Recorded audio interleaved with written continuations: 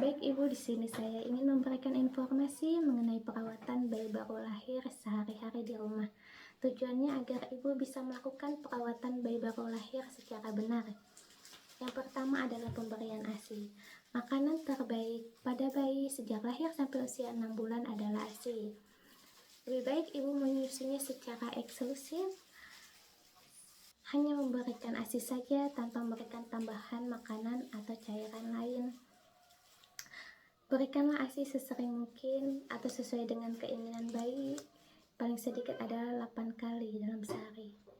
Itu dapat merangsang produksi ASI sehingga terpenuhinya kecukupan tubuh bayi. ASI yang pertama kali keluar biasa kita sebut dengan kolostrum. Kolostrum itu penting buat bayi karena itu mengandung zat-zat yang bergizi dan sebagai sistem kekebalan tubuh bayi.